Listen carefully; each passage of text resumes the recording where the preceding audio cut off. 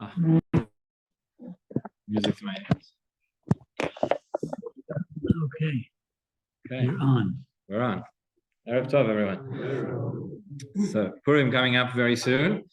One of the unique things, something unique about Purim that we don't have by any other festival, many unique things about Purim, which you may have noticed over the years. But one of the unique things, halachically, is that Purim is the only time that we have a festival which has two different dates on which it's celebrated. It's true, we have Yom Tov Sheni Shel Galia. So then you have a time where the first day is Yom Tov for everybody, the second day is only in Chutz La'aretz and not in Israel, but the first day is the same for everybody. And that was only born out of a doubt as to once upon a time when they weren't sure when Rosh Chodesh was going to be, and because of the Safek, it was instituted. But here, you have a very different scenario whereby you have Purim de Prazim and Purim de Mukafim.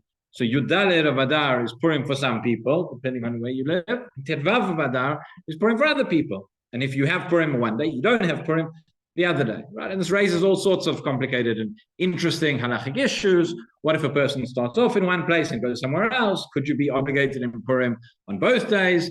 Could you be obligated in Purim on either day, right? Where do we go by? All sorts of very interesting topics. But the first question is, why do we have this distinction? Why do we have it? Again, we don't have it anywhere else. It's all the more strange when you think about the fact that the theme of coming together, Lech Knos et Kol HaYehudim, the idea of unity, the idea of Achdut, is such a central part of what Purim is about.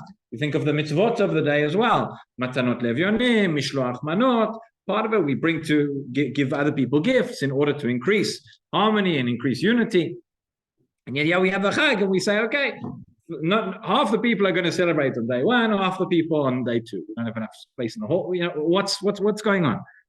So obviously it's based on what happened historically, based on what happened in the story of the Megillah. And in the Megillah itself, it tells us this.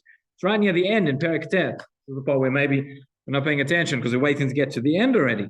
But at the end of the story, right after Haman has been killed, and after his sons have been killed, and then we go, there comes the day when Haman was planning to kill all the Jews, and that was the decree that could not be rescinded once it had gone out. But what was done was another decree was sent out saying the Jews could fight back. So the war takes place on the 13th, and on the 14th, which is the day of Purim, which is the day that they rested from their enemies, that's the day we celebrate. Of course, in Shushan, the war carries on for an extra day, and therefore, Shushan, the rest, the celebration takes place a day later. If you read the Psukim, so it tells us, it says, Prazim, Hayoshvim Barea Prazot, those who are in the exposed, unwalled cities, right? That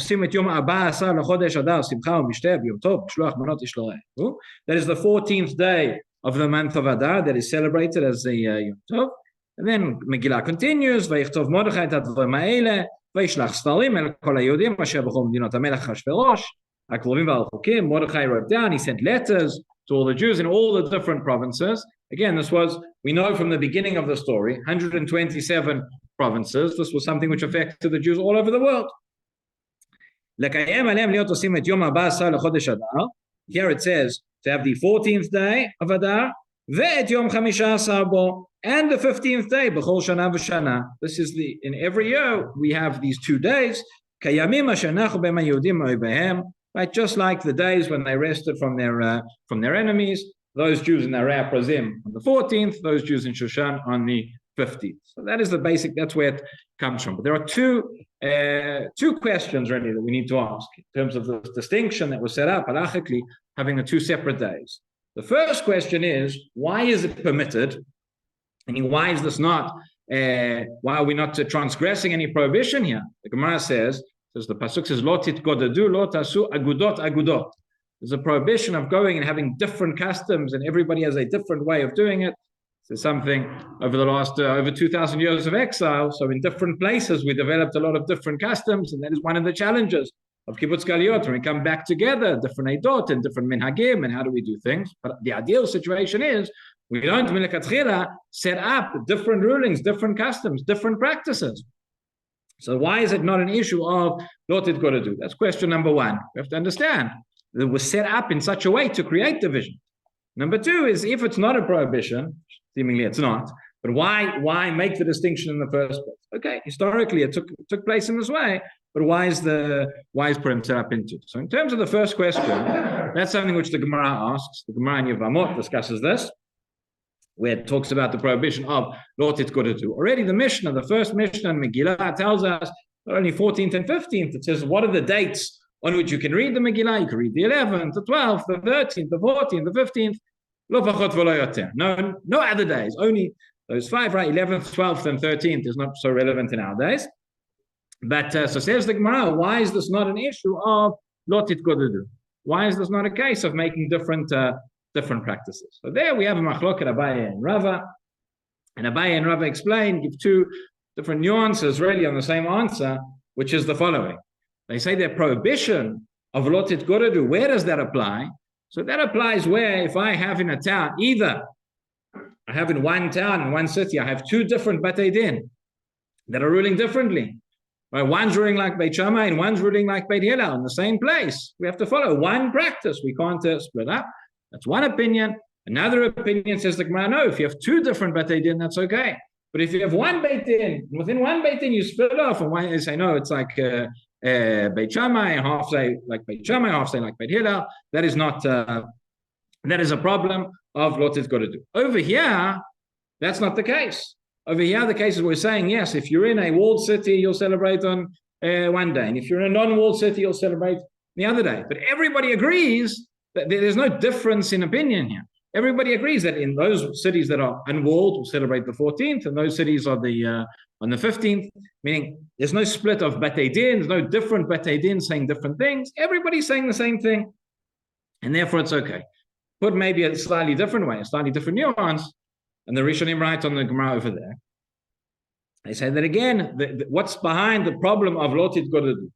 Behind the problem of it is you're causing machloket. You're having different practices because some are ruling this way, some are following this opinion, some are following that opinion. But when everybody's following the same opinion, and the same opinion says that in different places it's done in a different way, so that's okay, that's acceptable. And the truth is, we have precedent for this. Already, if you think about the Chagim from the Torah, we have, not that they're celebrated on a different day, but if you think about Sukkot, or you think about Rosh Hashanah, right? So you think that there are many differences between the way that things are done in the Mikdash and in the Medina. Think about, at least on a Torah level, Netzilat Lulav. Netzilat Lulav in the Mikdash is every day of Sukkot, and outside it's only on the first day. Think about the Tkiyat Shofar. Tkiyat Shofar is done in the Mikdash together with the Chatzotzrot, blown in a certain way. Outside the Mikdash, it's blown in a different way. On Shabbat, certainly, only in the Mikdash you blow. They're not.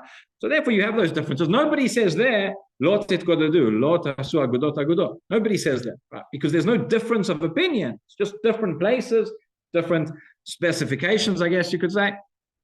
And that is okay. And therefore, everybody agrees that there is no issue here of Lot it got to do. There's no prohibition in the fact that Chazal established in the first place different days for Purim based on different locations.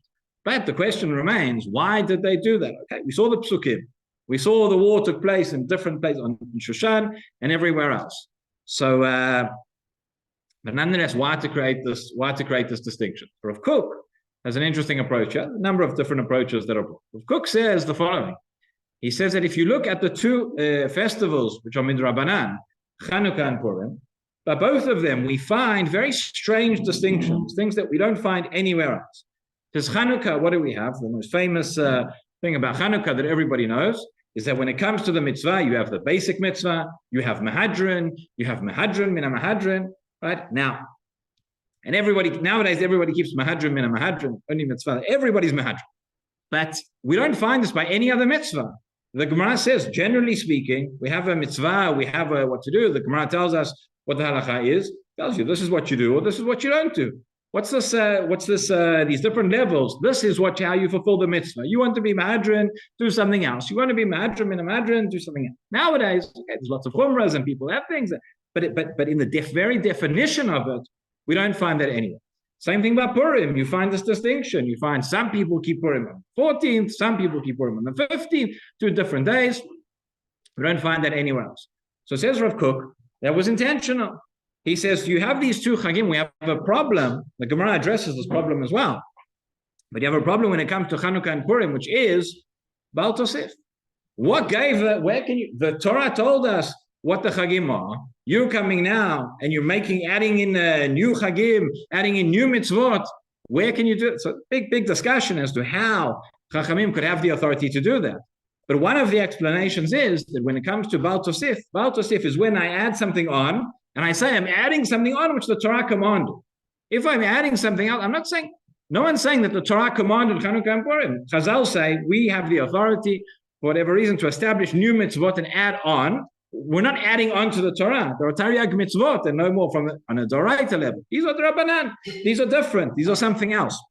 And therefore, Rav Kook understands that when they establish them, they put in a different characteristic so that nobody would think that this is Midoraita. Add in this characteristic that doesn't exist in any Torah mitzvah. It exists only in the rabbinic mitzvah and the rabbinic festivals. And that's part of the siman and part of what makes it stand out to show that therefore this is not something from the Torah. This is the Rabbanan added on. And therefore there's no issue of Baal Tosif. Okay, so that is how Rav Kook understands. Again, there are other interpretations we see in the Rishonim about this. Fascinating discussions, which we will see tomorrow. B'ezrat Hashem. V'chananya v'nakasha omeret HaKadosh Baruch Hu Zakot Yisrael. V'fichach b'alem Torah mitzvot shnama Adonai Chavetz U'Matzot Torah b'yad.